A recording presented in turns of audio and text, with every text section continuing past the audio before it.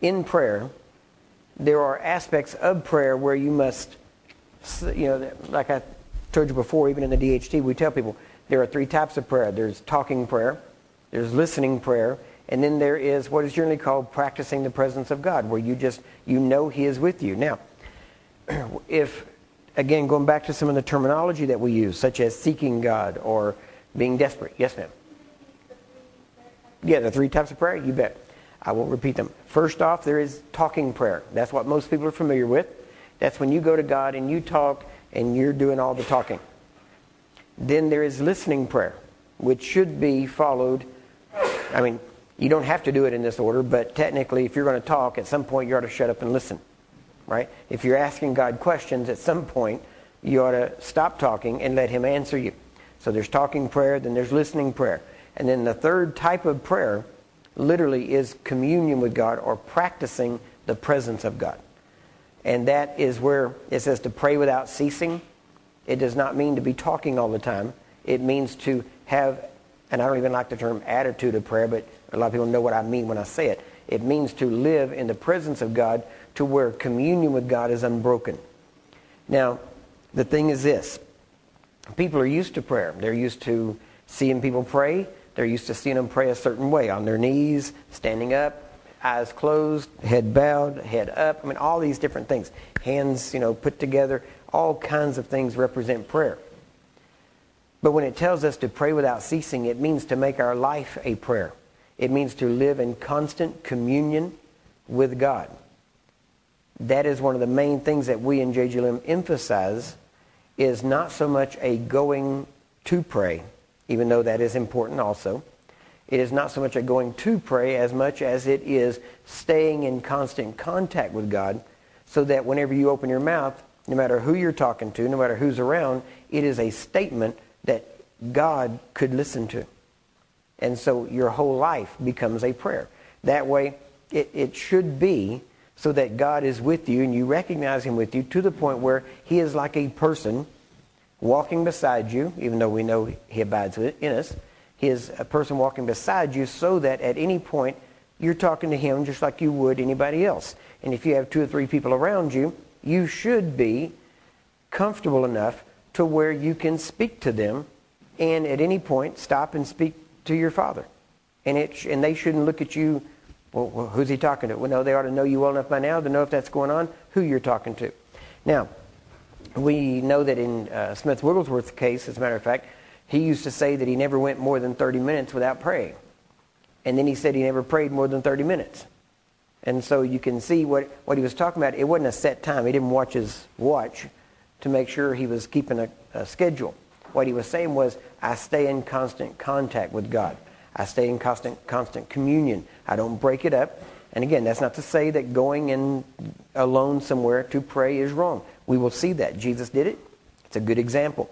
Matter of fact, many of the times whenever I have seen some of the greatest victories, I chose to separate myself and go for a walk and just talk to God. So we've seen that.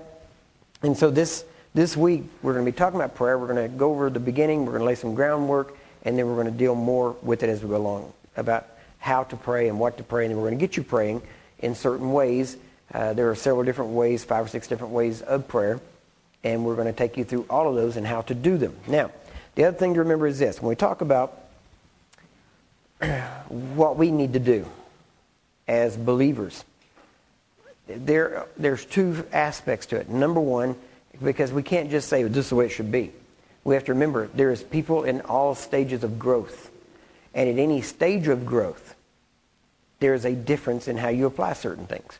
If I said, well, again, going back to my history, when I was teaching martial arts, if you walked in my class, you'd see some people doing certain things, other people doing other things, and other people doing still more things.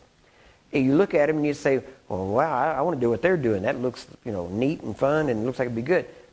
But to get there, you got to go through these first stages, right? In other words, if you don't lay the groundwork, you can't just jump in. You don't have the coordination. You don't have the motor skills developed to be able to do these things. But if I can take you through steps 1 and 2 to get you to 3, then you'll be able to do those very quickly. Now, the key is moving from 1 to 2 to 3 as quickly as possible, right? And so Prayer is like that. So when we say, and it's not just prayer, the whole Christian life is like that. There are aspects where in the beginning you have to pray, and it's almost like a formula. I'll be honest with you. You follow the steps. You pray, you believe you receive, and then you receive it, you have it, right? And so those are the steps. But as you go along, you will do the steps. In other words, it'd be like trying to tell a child, okay, here's how you tie your shoes.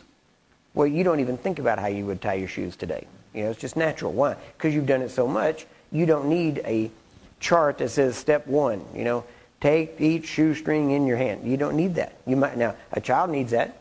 They need something. They need some instruction and guidance in the beginning.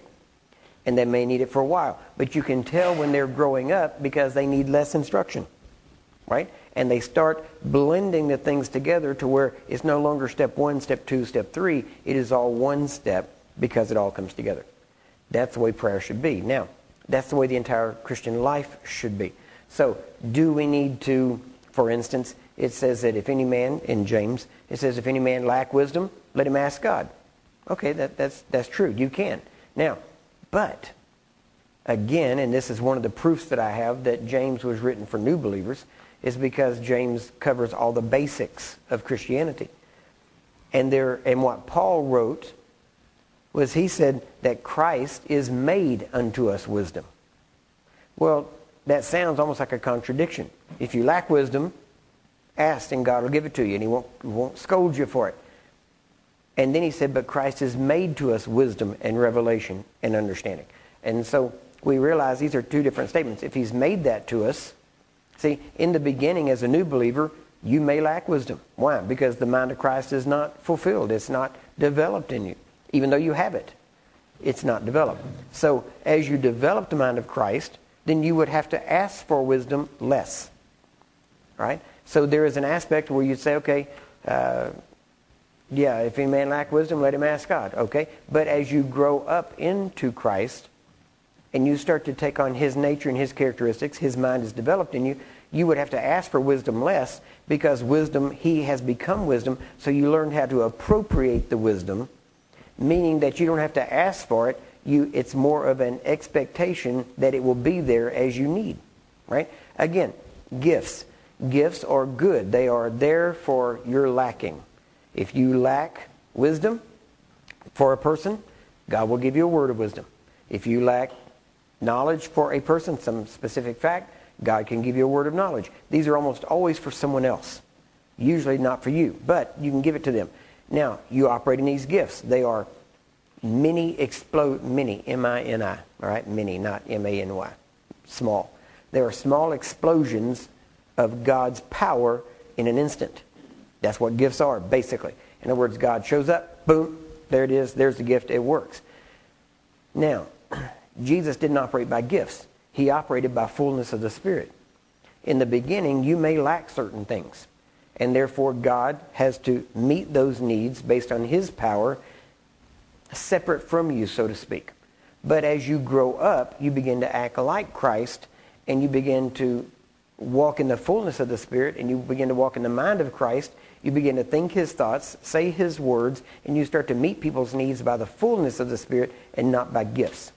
Right? When it says that these things will pass away, tongues they'll pass, and all that, what it's talking about is those things, generally gifts, you will grow to a place where gifts are not needed. Why? Because gifts are little outbursts of the Spirit, but when you walk in the fullness of the Spirit, there's no outburst.